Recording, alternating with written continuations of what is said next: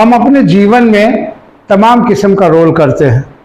कभी माँ का रोल करते हैं, कभी पिता का रोल करते हैं, कभी भाई का, कभी दोस्त का, कभी यार का। लेकिन सबसे बड़ी बात है ना, ये रोल हम दूसरे के लिए करते हैं, कभी अपने लिए एक अनुशासनात्मक और एक आदर्श व्यक्तित्व का रोल नहीं करते। ये बात क्यों कह रहा हूँ मैं? इसलिए कह रहा हूँ कि तमाम ऐसे लोग हैं जिनको ये बताया जाता है कि आपको ये करना है, ये करना है, कार नहीं खाना है, ऐसे नहीं करना है, लेकिन मानते नहीं, अपने लिए नहीं मानते। अगर थोड़ी सी भी फास्टिंग की रीडिंग कम हो जाती है तो फिर शुरू हो जाते हैं। आप देखना शुरू कर चुके हैं आयुष मंत्र। डायबिटिक की बात करते हुए चलते चले आ रहे हैं तो एक चीज जान जाइए कि डायबिटिक आपको कोई 2-4 महीने या सडनली नहीं होती है। शायद आपको पता भी नहीं होगा। कितने ऐसे हमारे दर्शक होंगे जो धीरे धीरे डायबिटिक के पास जाते चले जा रहे हैं, लेकिन हो सकता है उनकी शुगर रीडिंग ना आती हो या सिम्टम डेवलप ना होता हो, इसलिए आप अनुमान करते हैं कि आप डायबिटिक नहीं हो और ग्लाइसेमिक लोड बढ़ाते चले जाते हैं। तो आज हम समझेंगे इस क्लास में कि डायबिटिक के कितने स्टेज होते हैं। देखिए, ये स्टेज कोई निर्धारित स्टेज नहीं है, हमने आपको समझाने के लिए बताया है, लेकिन एक्चुअली होता भी ऐसे ही है। डायबिटिक के कितने स्टेज होते हैं, कैसे कैसे डायबिटिक हमारे शरीर में डेवलप होती है और हमको धीरे धीरे धीरे परेशान करना शुरू करती है। ये मान के चलिए कि अगर आप डायबिटिक घोषित हो गए हैं तो पिछले आप करीब करीब 6 से 10 साल, अनुमानित ये मान के चलिए कि न्यूनतम 6 साल या तो 10 साल 8 साल का पीछे का डाटा देखेंगे तो धीरे धीरे धीरे धीरे आपको सिम्टम या चीज़ें आती चली गई हैं जो आपने शायद इग्नोर किया है, आपको समझ में नहीं आया। इस वीडियो को बनाने का मकसद यही है कि हम ये चाहते हैं कि भारत जो है डायबिटिक जैसे रोग से मुक्त हो सके। हम पोलियो से मुक्त हो चुके हैं, तमाम ऐसे बीमारियों से मुक्त हो चुके हैं, लेकिन आखिर डायबिटिक क्या है कि हम क्यों नहीं मुक्त हो पा रहे हैं। तो कम से कम अगर इसको हम समझें, अगर हम समझते हैं, डायबिटिक को अधिक से अधिक समझते हैं, तो शायद इसमें मुक्ति में हम विशेष योगदान दे सकते हैं। चाहे आप अपने लिए दे सकते हो, अपने पड़ोस के लिए दे सकते हो, अपने घर वालों को दे सकते हो। तो समझते हैं कि डायबिटिक का स्टेज क्या है और वो कैसे हमको पीड़ित करती है। देखिए, जिसे लिखा है डायबिटिक अचानक नहीं होती, तो सही बात है, डायबिटिक अचानक नहीं होती। It take near about 6 to 10 years, शायद से 10 साल लेती है आपके बॉडी में आपको डेवलप होने में। जब आपको पता चलता है कि आप डायबिटिक की चपेट में आ चुके हैं, जब भी आपको पता चलता है कि आप डायबिटिक की चपेट में आ चुके हैं, तब तक आप 10% ऑप्टिकल नर्व का नुकसान ले चुके होते हैं। वो नुकसान डायरेक्टली आपको नहीं समझ में आता, लेकिन आप देखेंगे कि आपका विजन थोड़ा सा कमजोर हो गया है, या आपको देखने में प्रॉब्लम हो रही है, चश्मा लग गया है। इस तरह की तमाम चीजें आपको उस दौरान देखने को मिल सकती है। ठीक है, ओबेसिटी के शिकार हो गए, आप खाना नहीं खा रहे हैं उतने, लेकिन फिर भी आपका टॉमी निकला है, आप ओबेसिटी के शिकार हो चुके हैं। ऐसे तमाम चीजें हैं, अब उसको हम समझेंगे आगे। ठीक है, डायबिटिक स्टेप बाय स्टेप आपके शरीर में आती है। ये चीज क्लियर है कि डायबिटिक, अब जो रिसेंटली जो स्टडीज आ रही हैं उसमें भी ये बता रहा है कि डायबिटिक स्टेप बाय स्टेप आपके शरीर में डेवलप होती है। जब व्यक्ति नॉन डायबिटिक से डायबिटिक होता है तो इन सभी स्टेप को पार करते हुए आता है। जब इन सभी 6 स्टेप को पार करके आता है तो वो नॉन डायबिटिक से डायबिटिक हो जाता है। यदि समय रहते हमें इसका पता चल जाए, किसी भी पहले स्टेप में, दूसरे स्टेप में, तीसरे स्टेप में अगर आपको पता चल जाए, तो सबसे पहली बात तो आप डायबिटिक से बच सकते हैं। और सबसे दूसरी बात ये है ना कि जो डायबिटिक में लॉस हो रहा है, जो नुकसान हो रहा है, ठीक, उस नुकसान से भी आप बच सकते हैं। बार बार हम डायबिटिक डायबिटिक कह रहे हैं, जन साधारण के दिमाग में ये बात भर दी गई है कि डायबिटिक का मतलब इंसुलिन की कमी या नहीं होना। नई स्टडीज को पढ़िए, इंसुलिन की अधिकता, इंसुलिन की कमी या डायबिटिक शुगर की कमी से या शुगर की अधिकता से आपका नर्व डैमेज नहीं होता, आपका नर्व डैमेज होता है इंसुलिन की अधिकता से। कैसे है अभी आगे समझते हैं। अब देख लीजिए स्टेप 1। स्टेप 1 में जब हम आते हैं तो हमको एक चार्ट के हिसाब से हमने आपको समझाने की कोशिश किया है।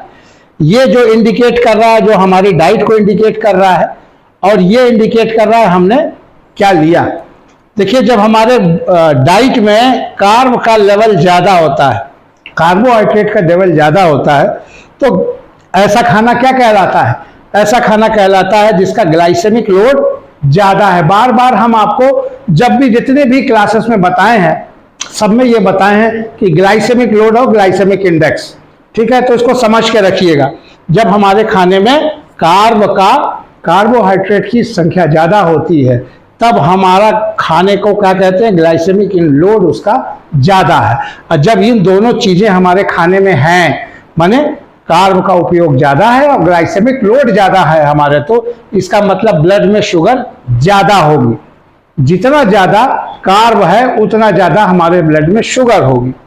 शुगर को सेल में ट्रांसफर होने के लिए क्या चाहिए? मैंने आपको बताया था कि शुगर को सेल में ट्रांसफर होने के लिए इंसुलिन की आवश्यकता है। शुगर को सेल्स में, अकेले शुगर सेल्स में नहीं जा सकती, ट्रांसफर होने के लिए हमेशा उसको इंसुलिन की आवश्यकता होती है। अब ये इंसुलिन ब्लड को सेल में डाल देता है। तो जब ये क्या करता है कि ये ब्लड को, ये जो ब्लड है उसको उठा के उसके शुगर को उसमें ट्रांसफर कर देता है। तो जब ट्रांसफर हो जाता है, तो ब्लड में शुगर का लेवल कम हो जाता है। लेकिन फिर इधर से आप इनटेक कर ले रहे हैं। अब यह ध्यान दीजिएगा, आपने खाया, आपके खाने में ग्लाइसेमिक लोड ज़्यादा है, शुगर ज़्यादा बनी तो आपके सेल में शुगर को ले जाना है। अकेले शुगर जा नहीं सकती, शुगर को ले जाने के लिए इंसुलिन की आवश्यकता है। इंसुलिन जब अंदर ले जाके उसको दे देगी तो शुगर ब्लड में खाली होता है। लेकिन तब तक फिर आपको कार्बोहाइड्रेट का आप डाइट फिर ले लेते हो और आपकी डाइट में फिर वही चीज़ होती है, ग्लाइसेमिक लोड ज़्यादा होता है, जिसके कारण फिर से शुगर ज़्यादा बढ़ जाती है। ठीक ना। अब एक दूसरे ग्राफ में आ जाते हैं, आपको समझने में आसानी होगी। यहां हमने अब तक जो पढ़ा है वो इस ग्राफ को हमने आपको बता चुके हैं, कई बार हमने इसको बताया है। अब यहां आ जाते हैं, यहां भी वही चीज है, ये डाइट है और ये जो कंटेंट है, कार्बोहाइड्रेट है, ग्लाइसेमिक लोड है, शुगर लेवल है और इंसुलिन लेवल है। अब हमारे ब्लड में कार्बोहाइड्रेट के भी लेवल ज़्यादा है। जब कार्बोहाइड्रेट का लेवल ज़्यादा है तो ग्लाइसेमिक लोड ज़्यादा है, ग्लाइसेमिक लोड ज़्यादा है तो शुगर लेवल भी ज़्यादा है। अब जितनी ज़्यादा शुगर होगी उतनी ज़्यादा शरीर इंसुलिन बनाएगा। ठीक, तो इसका मतलब इंसुलिन का लेवल भी ज़्यादा है। तो 1, 2, 3, 4 इन चारों का लोड हमारे ब्लड में ज़्यादा हो गया। अब ज़्यादा इंसुलिन जबरदस्ती जो है, ज़्यादा इंसुलिन जबरदस्ती शुगर को सेल में ढकेलेगी। ठीक, जाहिर सी बात है, आपको पहले बताया था। तो ज़्यादा इंसुलिन है तो शुगर में फिर ढकेल देगी, क्योंकि वो इंसुलिन थोड़ा मजबूत है और वो उठा के सेल में ढकेल देगी। ठीक ना, ठूस के भर देगा। कहने का मतलब ये है, सेल को शुगर की आवश्यकता नहीं है, सेल को शुगर की आवश्यकता नहीं है, फिर भी जबरदस्ती ठूस के, क्योंकि वही बढ़ा हुआ है तो उसका तो काम है डालना। आपके घर के सामने यदि कचरा रहेगा तो क्या करेंगे? उठा के फेंकेंगे ही ना कहीं गड्ढे में, बस वही काम है। बना हुआ है तो उठा के उसको फेंक दे रहे हैं। अंततः सेल जो है अपना लॉक लगा देगी कि नहीं भैया, अब हमको नहीं चाहिए शुगर। हमारी जो एनर्जी की जो आवश्यकता है, जितनी शुगर हमारे पास आपने ठूस ठास के भर दिया है उतनी काफ़ी है, इससे ज़्यादा हमारी औकात नहीं है। वो अपना ताला लगा देगी। अब ताला लग गया तो शुरुआत क्या हो गई? Insulin resistance, step 1। अब आप हो गए इंसुलिन रेजिस्टेंस। ध्यान रखिएगा, जब सेल में ग्लूकोज इंसुलिन ले जाके फेंक रहा था, एक बार फेंका, फिर आपका इंटेक वैसे ही था, आप खाते रहे, फिर आया तो अधिक से अधिक जब ठूस के भर दिया, तो जब उसकी औकात खत्म हो गई तो सेल ने अपना लॉक कर दिया और उसने कहा कि इंसुलिन भैया हमें नहीं चाहिए और शुगर। ठीक, तो जब उसने लॉक कर दिया तो क्या उसको कहलाया? वो कहलाता है इंसुलिन रेजिस्टेंस। स्टेप 1 में ही इंसुलिन रेजिस्टेंस आ चुका है। मतलब आप समझ लीजिए 6 साल पुरानी स्टोरी बता रहा हूं मैं। 6 साल बाद आपको डायबिटिक हुई है, ये स्टोरी स्टेप 1 में है, यानी 6 साल पुरानी आपके साथ जो घटना घटी है। एक व्यक्ति है जो डायबिटिक है इस वक्त, तो 6 साल पहले उसके साथ ये घटना घट चुकी है। ठीक ना, समझिएगा। अगर आप समझेंगे तो शायद आप डायबिटिक से बच सकते हैं, 4 लोग को बचा भी सकते हैं। तो ये 6 साल पहले घटना घटी, इंसुलिन रेजिस्टेंस हो गया, बॉडी इंसुलिन रेजिस्टेंस हो चुकी है स्टेप 1 में। ठीक, आगे बढ़।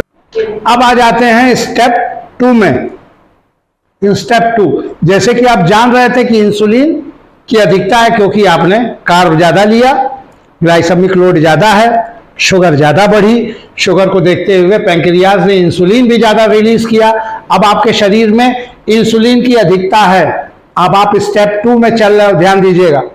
इस स्टेज में सेल ने ग्लूकोज को अधिकता से जो रेजिस्टेंस पैदा की थी, सेल ने इंसुलिन के अधिकता से जो रेजिस्टेंस पैदा की थी, उसको देखते हुए शरीर जो है और ज्यादा इंसुलिन पैदा करना शुरू कर दिया। भाई जाहिर सी बात है, उसको मैनेज करना है तो इंसुलिन और बढ़ी, और जब इंसुलिन और बढ़ी तो वो भाई इंसुलिन थोड़ा मजबूत है, सेल कमजोर है, तो उसने क्या किया, उठा के इस ग्लूकोज को फिर से सेल में ढकेल दिया। ठीक, शरीर ज्यादा इंसुलिन पैदा करते जबरदस्ती ग्लूकोज के सेल में डाल दिया, ग्लूकोज को सेल में जबरदस्ती डाल दिया। एक बार रेजिस्टेंस हो चुका है, फिर भी जबरदस्ती, क्योंकि इंसुलिन की संख्या ज्यादा है। जैसे कि आप लोग कहीं मार्केट में गए, किसी से झगड़ा हो गया, आप 3 लोग हैं तो आप उस पर विजय पा गए। अगर वो 10 लोग आ गए तो क्या करेंगे, तो पिट जाएंगे। तो सेम वही स्थिति यहां पर भी हो रही है। अब सेल और तगड़ा लाग लगा देती है। सेल ने देखा कि अरे बाप रे बाप, ये तो बहुत ज्यादा संख्या में आ रहा है, तो उसने और तगड़ा लॉक लगा दिया अपने लॉकर सिस्टम पे, यानी सेकेंड स्टेज का इंसुलिन रेजिस्टेंस पैदा हो गया।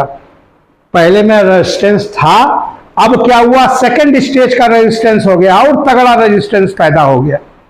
अब जितनी ज्यादा रेजिस्टेंस बढ़ेगी उतनी ज्यादा इंसुलिन की जरूरत पड़ेगी। जाहिर सी बात है, जैसे जैसे रेजिस्टेंस बढ़ता जाएगा तो इंसुलिन और अधिक आएगी, तभी तो उस रेजिस्टेंस को तोड़ेगी। भाई आपको 4 गुंडे मिले, आप 5 लोग हैं, तो अब वो 6 लोग मिलके आ गए, फिर 10 आ गए, तो ऐसे बढ़ते जाएंगे, तभी तो आप हारोगे। तो अब जितनी ज्यादा रेजिस्टेंस बढ़ेगा उतना ही ज्यादा आपको इंसुलिन की जरूरत पड़ेगी, और पैंक्रियाज उतनी ज्यादा इंसुलिन बनाना शुरू करेगी। इस स्टेज में सिम्टम दिखने लगेगा। अब इस स्टेज में आपको, अभी पहले स्टेज में आपको कोई सिम्टम नजर नहीं आ रहा था, अब इस स्टेज में आपको सिम्टम दिखने लगेगा। ठीक है, जैसे वजन का बढ़ना, थोड़ा सा तोंद बढ़ने लगेगी, पेट निकलने लगेगा, थोड़ा सा आप चलेंगे तो थकावट महसूस होगी, हांफने लगेंगे, आपको लगेगा कि बड़ी कमजोरी लग रही है। अगर फीमेल्स हमारी हैं तो फीमेल्स में पीरियड्स की प्रॉब्लम हो जाएगी, पीसीओडी डेवलप होना शुरू हो जाएगा। किसी का पीरियड आएगा ही नहीं, 1-1, 2-2, 3-3 महीने, किसी का आएगा तो जाएगा ही नहीं, वो 8 दिन 10 दिन रहेगा। तो इस तरह की प्रॉब्लम्स उनको, इसका सिम्टम जो दिखाई देना शुरू हो जाएगा। ठीक ना, गर्दन के पीछे हल्की डार्कनेस, जो मैंने एक्थेंथोसिस बढ़ाया था, तो गर्दन के पीछे वो हल्के पोजीशन में डार्कनेस दिखाई देना स्टेज 2 में शुरू हो जाता है। अब ये स्टेज 2 चलेगा करीब करीब 3 साल, 2.5 साल, 3 साल, 4 साल, अलग अलग बॉडी पे अलग अलग डिपेंड करता है। और ये भी डिपेंड करता है कि आपके कार्ब इनटेक की पोजीशन क्या है। ठीक, अगर आपकी कार्ब इनटेक की पोजीशन यथावित चल रही है तो 2.5 से 3 साल में भी आ सकता है, थोड़ा आप अगर कम की हो तो 4 साल भी लग सकता है। तो करीब करीब 2.5 से 3-4 साल तक इस स्टेज में आप चलेंगे, स्टेज 2। अब इस स्टेज में बढ़ी हुई इंसुलिन लेवल ने डैमेज करना शुरू कर दिया।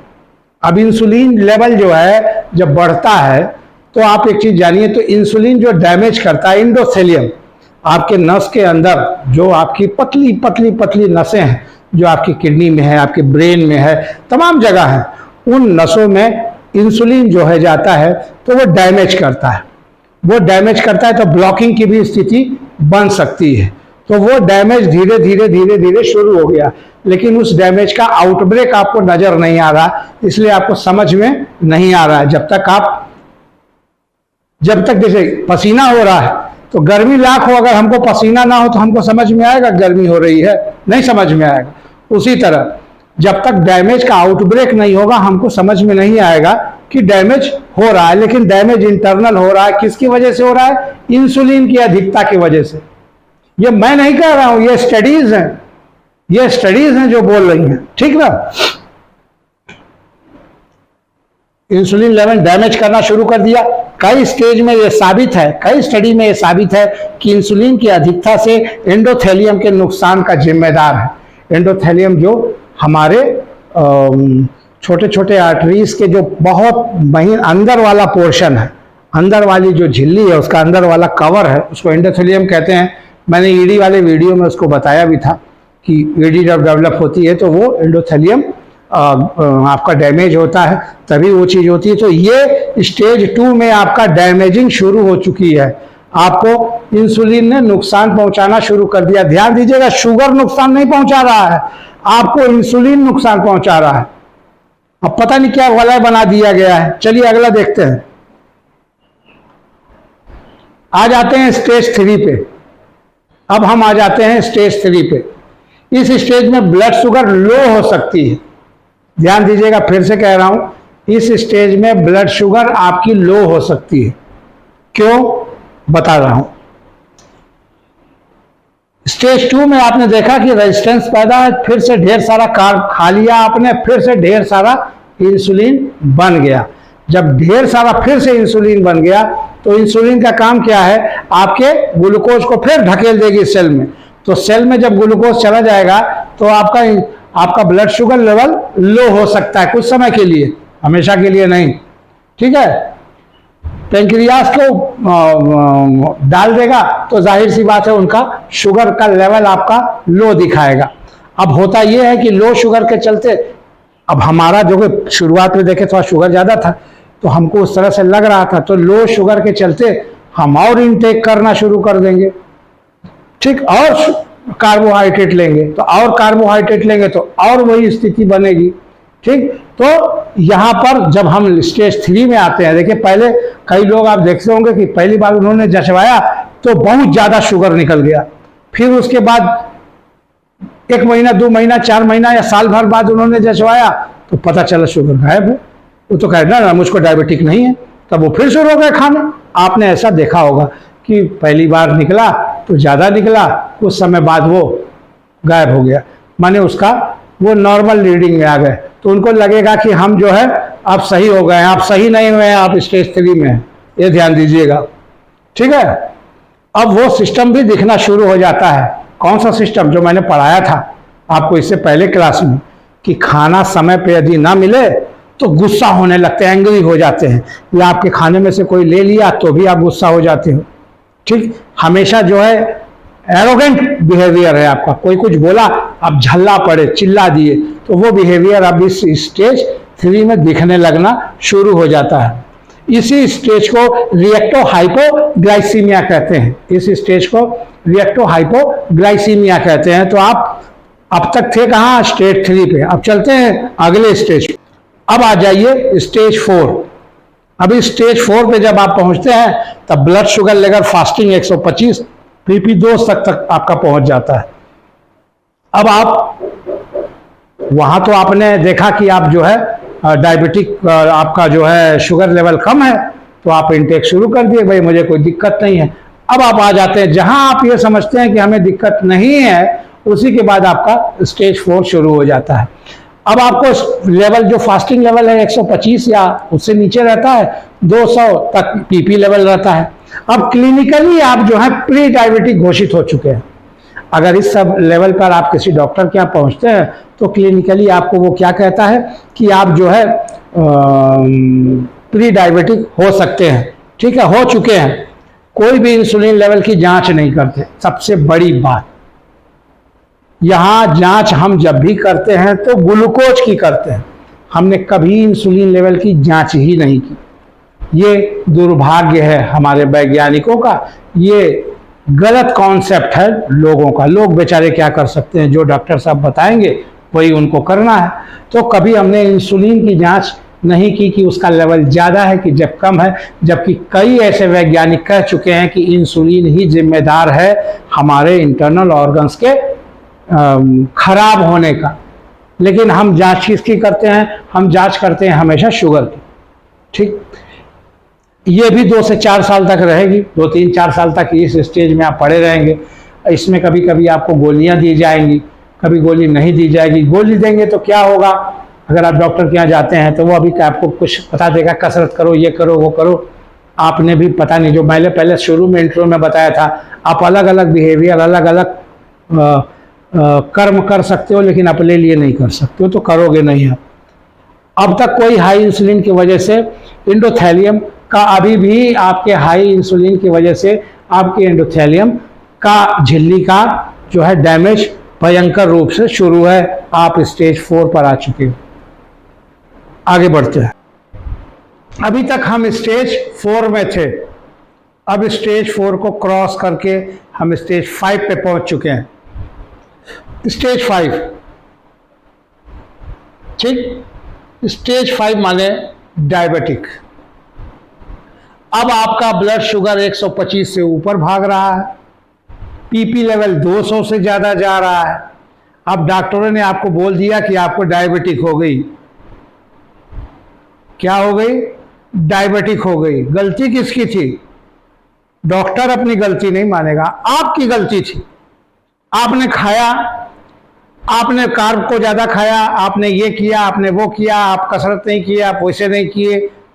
भाई, हम काउंसलिंग करने अगर किसी डॉक्टर के यहाँ परामर्श शुल्क होता है उसका नाम, जो हम देते हैं, तो परामर्श लेने जब आपके यहाँ आए, जब हमारे पास शुरू में इस तरह का सिम्टम हुआ, तमाम चीज़ें, तो आपने उस परामर्श में क्या हमको ये परामर्श दिया कि कार्बोहाइड्रेट डाइट मत लो? नहीं दिया। तुम्हारे बॉडी में इंसुलिन रेजिस्टेंस हो चुका है, ये आपने मेरे को बताया? नहीं बताया। आज पूरी गलती मेरी है, मरीज की पूरी गलती है। अब वो चाहे गलती किसी की भी हो, सफर तो कर लिए, हो तो गए डायबिटीज, अब उसको टेंशन हो गया, अब डायबिटीज हो गया, अब इसके साथ तमाम अलग किस्म की बीमारियां आएंगी, बड़ी दिक्कत होगी, सर्वाइवल में मुश्किल होगा। डायबिटीज, देखिए, डायबिटीज होने का मतलब ये नहीं है कि शरीर में इकोनॉमिकली कहीं ना कहीं से लॉस होता है। ये मान के चलिए कि 2 से 2,500-3,000 रुपये आपकी मेडिसिनली प्लस हो जाती है, क्योंकि वो गोलियां आपको डेली खानी है।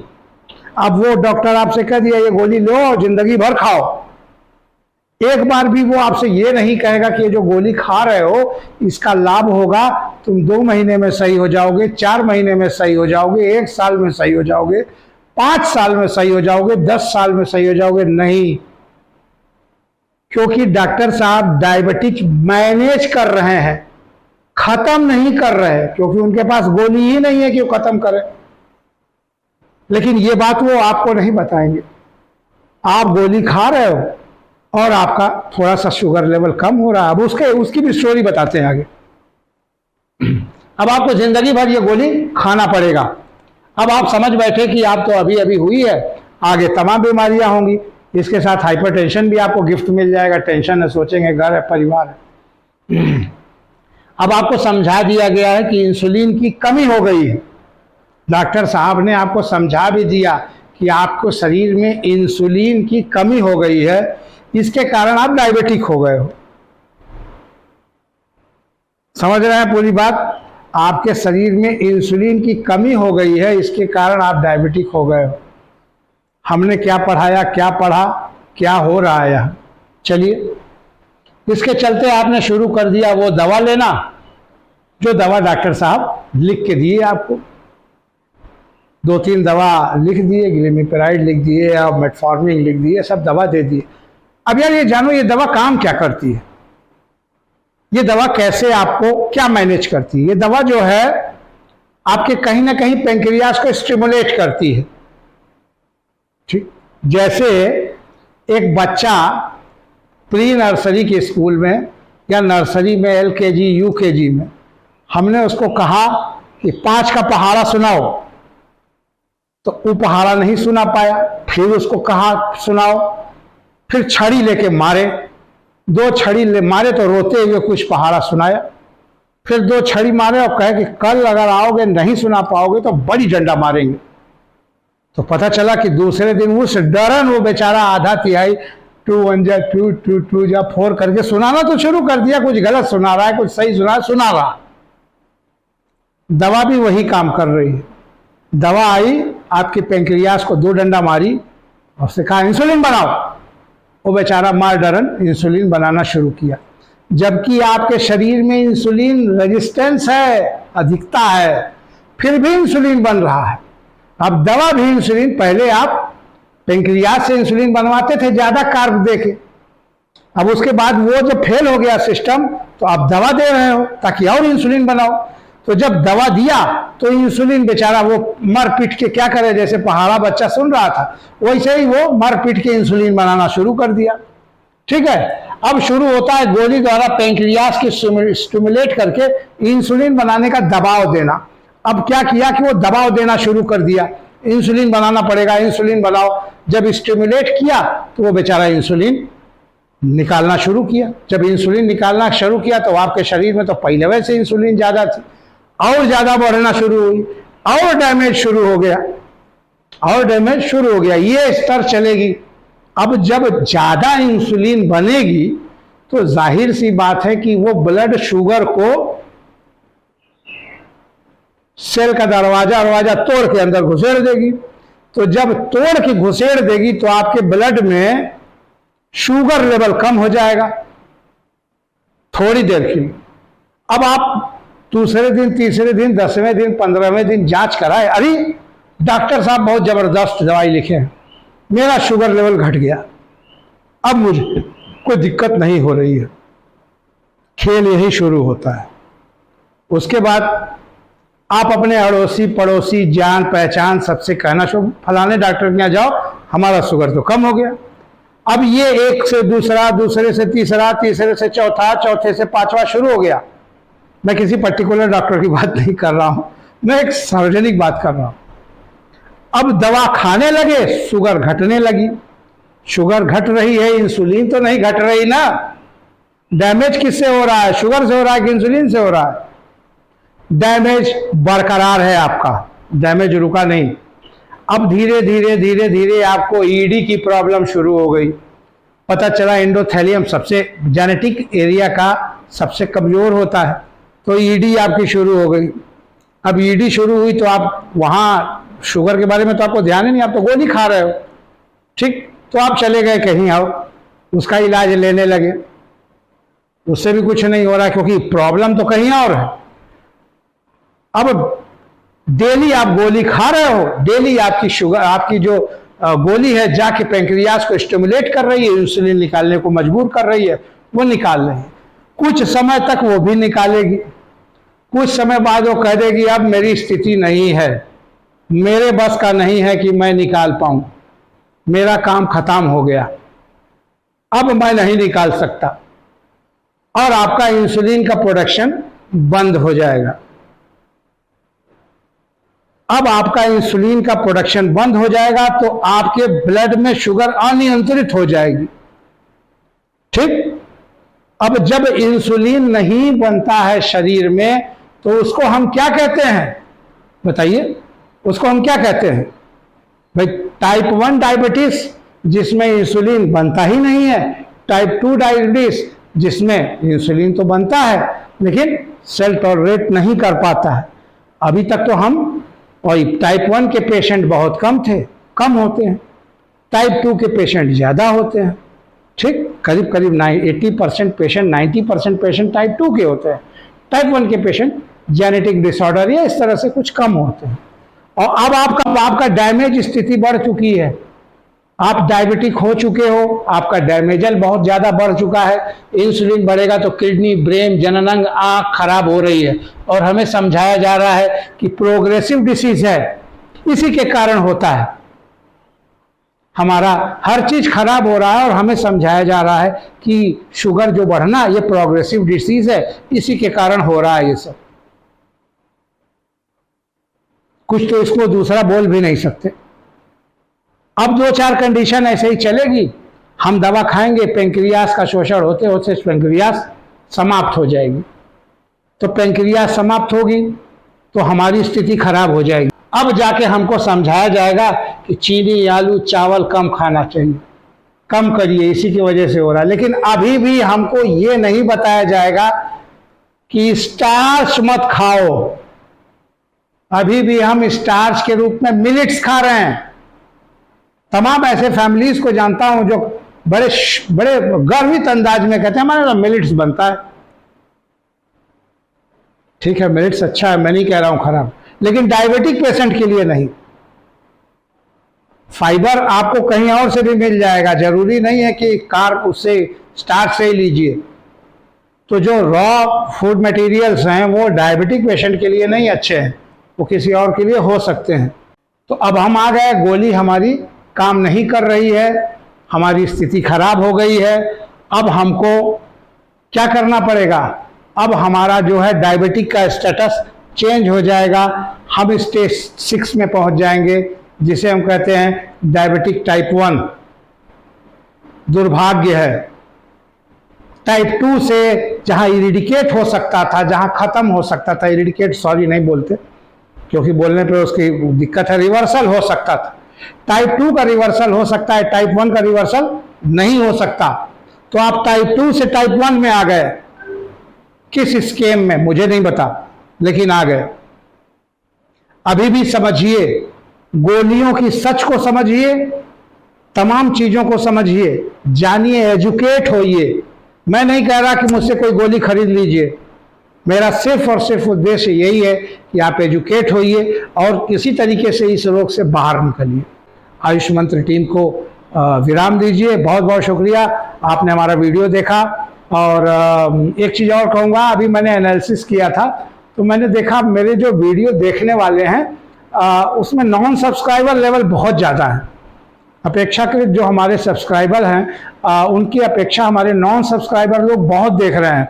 तो यदि आप हमारा वीडियो देख रहे हैं, आपको समझ में आ रहा है, अच्छा लग रहा है, तो आप उसको शेयर भी करिए और सब्सक्राइब भी करिए, ताकि हमारा भी मनोबल बढ़ा रहे और आपको अच्छी से अच्छी चीज़ें विद पूरे वैज्ञानिक शोध के साथ आपको प्रस्तुत करते रहें। धन्यवाद, नमस्कार।